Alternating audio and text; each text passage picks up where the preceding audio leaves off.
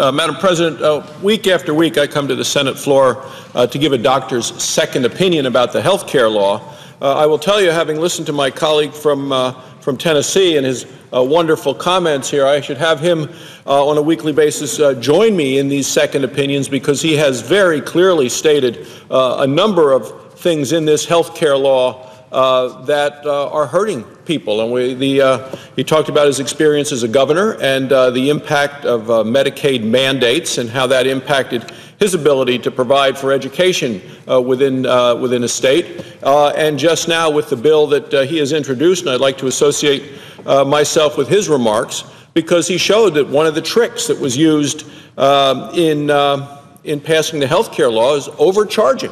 This is the Obama health care law, overcharging young people on student loans, and the Democrats all voted for it, the Republicans all voted against it, overcharging students for student loans. Why? To pay for the president's health care law. So I appreciate the comments by my colleague, the senator from Tennessee, and his incredible leadership on this that he continues to provide every day in the Senate. I come to the floor today, again, to give a second opinion about another component of the health care law and another one of the tricks that the administration has tried to use in terms of making the health care law, in their opinion, more appealing. Essentially, the Government Accountability Office this week called foul. The president was caught and called out by the GAO when they have uncovered another gimmick in the president's health care law. It's a gimmick that tries to cover up how the president's law devastates seniors' ability to get the care they need from the doctor that they want at a cost they can afford. The Obama administration's latest trick targets seniors on a program called Medicare Advantage. It's a program that 1 out of 4 seniors, people on Medicare, rely on for their health care coverage. As someone who's taken care of lots of Medicare patients over the years, we know that 1 in 4, or about 12 million seniors, are on this Medicare Advantage program. And the reason it's an advantage for them is that it helps with preventive medicine. It helps with coordinating their care. They like it because of eyeglasses and eye care. They like it because of hearing aids. And each and every one of those 12 million knows that they are on Medicare Advantage because it is a choice that they make to go on to the program. Well, as people all around the country remember, the White House and Democrats, in the effort to pass the health care law, cut $500 billion from Medicare, not to strengthen Medicare, not to save Medicare for our seniors, no, but to start a whole new government program for other people. Well, out of that $500 billion that the president and his administration and Democrats in Congress cut from Medicare, about $145 billion of that money came from this Medicare Advantage program, a program that people really, really like. These cuts would have gone into place this year, actually October of this year. Well, that's the time of the year when seniors are supposed to register for their Medicare Advantage plans for the next year.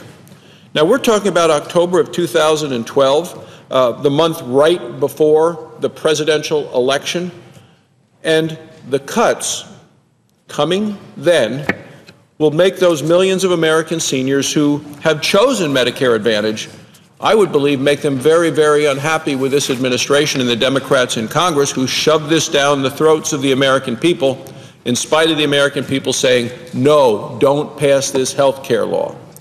Too bad, according to the president and the Democrats. We know what's better for you. Democrats believing that one size fits all is best, that a government-centered program is better than a patient-centered program. So the president and his folks saw this political problem developing. It's a real political problem for the president. Well, what did the administration do? Well, they put in place a massive $8.3 billion with a B, billion-dollar so-called pilot program.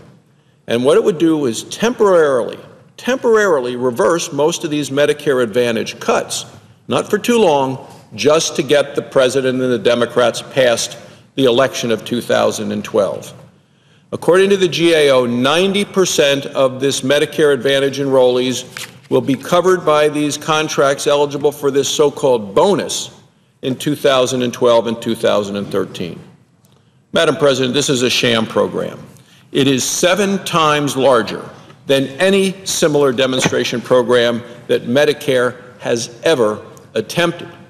And Medicare is in place now for 50 years. You know, you take a look at this. This is the largest ever, 7 times larger than anything they've ever attempted. Even the GAO was supposed to be and is nonpartisan, called out the President and the Secretary of Health and Human Services. This program wasn't actually designed to improve the Medicare Advantage program. That's why this is a sham. The reality is that this so-called bonus program is a political stunt, all aimed at the 2012 presidential election. The administration simply did not want to face America's seniors with the truth that his health care law gutted the popular Medicare Advantage program, reducing choices and raising premiums. As the Wall Street Journal editorial board reported yesterday, quote, the demonstration program turns into a pumpkin in 2013. They go on to say the real game here is purely political, to give a program that is popular with seniors a temporary reprieve past Election Day. Then, if Mr. Obama is reelected, he will go ahead and do what his intention has been all along, gut Medicare Advantage. Investors Business Daily yesterday described it as playing politics with Medicare. They go on to report the entire project, they say, is so transparently political that the normally reserved GAO, Government Accountability Office, urged the Health and Human Services Department to cancel it altogether. Now, wasn't this the administration that claimed that accountability was their goal, that this was going to be the most accountable administration in history? Then why is the government's own accountability office calling the President and the Democrats on the carpet and saying, cancel this program altogether? An op-ed that appeared in Forbes magazine called it, quote, the Obama campaign's $8 billion taxpayer-funded Medicare slush fund. The author notes that this development opens up a new expansion of executive branch power. They go on to say the ability to spend billions of dollars on politically favored constituents without the consent of Congress. So, Madam President, we wouldn't have known about the Obama administration's $8 billion cover-up if it weren't for my colleague, Senator Orrin Hatch, who insisted on the GAO investigation. But the American people, I believe, owe a debt of thanks to Senator Hatch.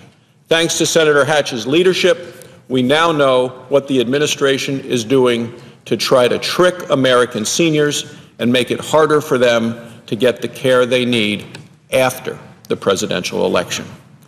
Once again, this administration claims to be for transparency, claims to pride itself on accountability, but this administration is not leveling with the American people. So today, Madam President, I'm calling on the President of the United States to direct his Secretary of Health and Human Services to cancel this waste of taxpayer dollars that's being used to cover up the damage that his health care law is doing to the seniors of this country on Medicare Advantage. It is time they cancel the program and come clean about their plan for seniors on Medicare Advantage. This latest gimmick is just another reason why we must repeal the President's health care law and replace it with patient-centered reform. And so, Madam President, I continue to come to the floor every week because we can never forget Nancy Pelosi's quote that first you have to pass it before you get to find out what's in it. Week after week, we're finding out more things that are in this health care law, and now under the direction and suspicion of Senator Hatch, we have the government accountability coming out and say we found something new again this week.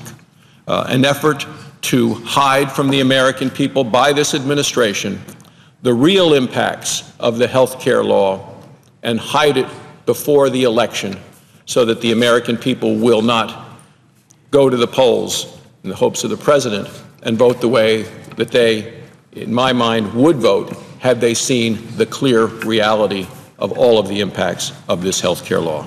So thank you, Madam President, and I yield the floor.